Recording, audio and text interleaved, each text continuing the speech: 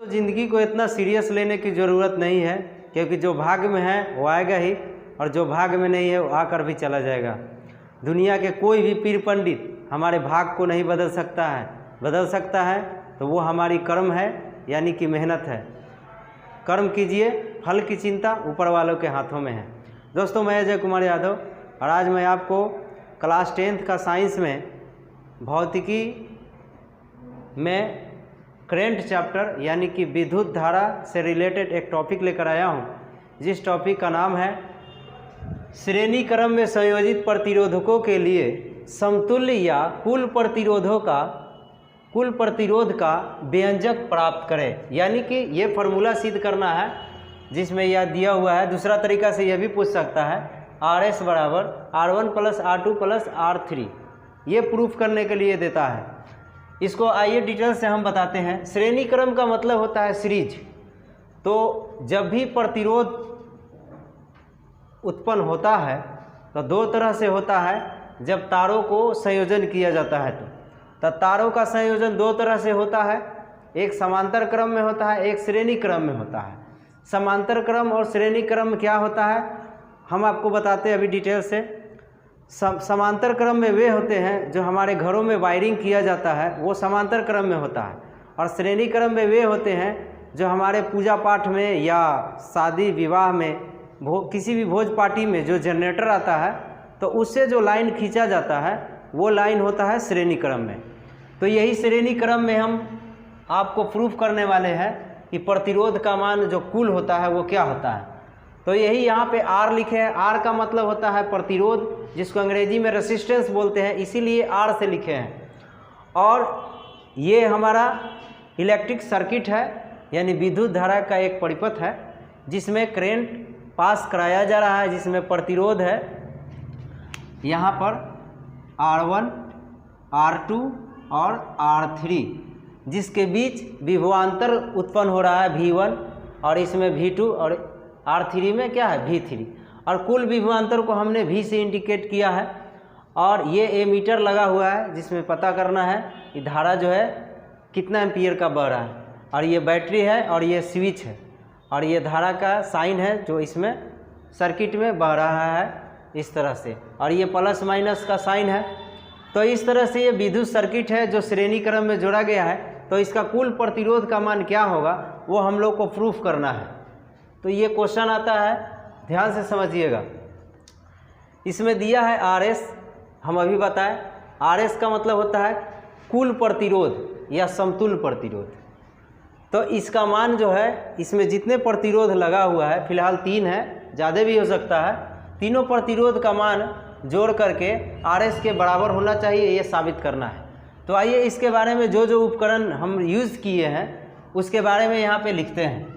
तो यहाँ पे हमने लिखा है, माना कि 3 प्रतिरोध हो R1, R2, R3 को परिपथ में इस प्रकार से जोड़ा गया है कि उनके सिरों के बीच उत्पन्न विभवांतर क्रमशः V1, V2, V3 है। आइए समझते हैं इस फिगर में। ये 3 प्रतिरोध है R1, R2, R3, और उनके सिरों के बीच उत्पन्न जो विभवांतर है वो क्या है, R1 के लिए V1 है, R2 के लिए V2 है, R3 के लिए क्या है, V3 है। ये विभवांतर है जो प्रतिरोधों के बीच उत्पन्न विभवांतर है। और उसके बाद यह इसमें लिखा हुआ है परिपथ में RS कुल प्रतिरोध है। कुल प्रतिरोध को RS से इंडिकेट करते हैं, R से भी लिखते हैं। RS इसलिए लिख दिए हैं क्योंकि S से क्या होता है, सीरीज, और सीरीज का हिंदी होता है श्रेणी क्रम, इसीलिए RS लिखते हैं। ये कुल प्रतिरोध है जिसको समतुल्य बोलते हैं। I कुल धारा है जो यहाँ पे देख सकते हैं बह रहा सर्किट में, और V कुल विभवांतर है। देखिए यहाँ से यहाँ तक का कुल विभवांतर V है। तो हम लोग ओम के नियम से जानते हैं V बराबर IR होता है, लेकिन पहला प्रतिरोध के लिए विभवांतर क्या है, V1 है, यानी पहला है, और प्रतिरोध क्या है, R1 है। तो फार्मूला होता है ओम के नियम से V बराबर IR। तो पहला विभवांतर के लिए V1 हो जाएगा, और धारा यानी कि करंट जो है सब में वही है, सेम है, तो इसीलिए I हो जाएगा। और पहला प्रतिरोध के लिए क्या हो जाएगा, R1 हो जाएगा। तो V बराबर V1 बराबर क्या हो जाएगा, IR1। फिर उसी तरह जब दूसरा में जाते हैं तो V2 बराबर IR2 हो जाएगा, क्योंकि प्रतिरोध क्या है, दूसरा है और विभवांतर 2 है। उसी तरह फिर क्या हो जाएगा, तीसरा हो जाएगा। तो इसको हम लोग समीकरण फर्स्ट मान लेते हैं और इसके बाद हम लोग जानते हैं कि कुल विभवांतर का क्या होता है। कुल विभवांतर क्या हो जाएगा, V, और V बराबर क्या हो जाएगा, यहाँ से यहाँ तक का विभवांतर V है और इस सबको V1 V2 V3 में बांटा हुआ है, जिसको हम लोग जोड़ लेते हैं, ऐड करते हैं, तो यहाँ पे V1 plus V2 plus V3 हो जाएगा। और इसका मान ये समीकरण फर्स्ट वाला जो है सब लिख देते हैं। तो V1 का मान क्या है, IR1, और V2 का मान क्या है, IR2, और फिर क्या है, IR3। ऐसा करते हैं, इसमें से I सब में से कॉमन ले लेते हैं, तो यहाँ पे R1 plus R2 plus R3 बच जाएगा, नहीं होगा। देखिए I सब में सेम है तो I कॉमन ले लिया, R1 plus R2 plus R3 हो गया। ये समीकरण क्या हो गया, सेकेंड।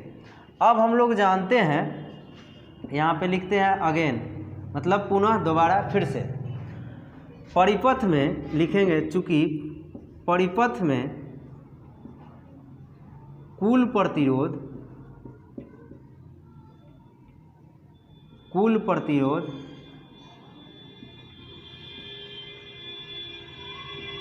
RS है। देखिए हमने यहाँ पे माना है RS है। कुल धारा क्या है, I,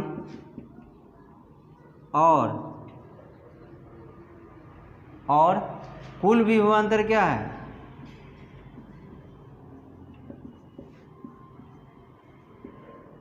V है।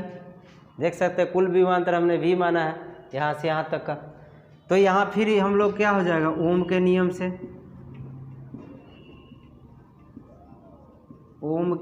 से क्या होता है, V बराबर IR, तो यहाँ V हो जाएगा कुल विभवांतर। I के लिए I ही होगा R के लिए RS हो जाएगा, क्योंकि ये सीरीज है यानी श्रेणी क्रम है, इसीलिए कुल प्रतिरोध को हम लोग RS लिखे हैं।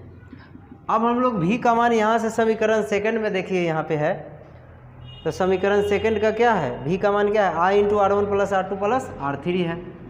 तो ये हो जाएगा I into R1 plus R2 plus R3 बराबर IRS। ये I से I कट गया, तो RS का मान क्या मिला, R1 plus R2 plus R3। तो यही हम लोग को प्रूफ करना था, जो यहाँ पे साबित हो गया, प्रूफ हो गया। तो इसको इस तरफ से लिख देते हैं, RS बराबर R1 plus R2 plus R3। इसी तरह से हम लोग को श्रेणी क्रम में, ये तो 3 प्रतिरोध था, और भी ज़्यादा रहेगा प्रतिरोध, तो इसी तरह जोड़कर हम लोग कुल प्रतिरोध यानी कि समतुल प्रतिरोध का मान निकालेंगे। तो ये था हम लोग को श्रेणी क्रम में संयोजित प्रतिरोधकों के लिए कुल प्रतिरोध का मान का फॉर्मूला, जो यहाँ पे आपको साबित हो गया। उम्मीद करता हूँ कि आपको समझ में आया होगा। यदि नए हैं तो हमारे चैनल को सब्सक्राइब करें और लाइक करें और दोस्तों को भी शेयर करें। मिलते हैं नेक्स्ट वीडियो में, धन्यवाद।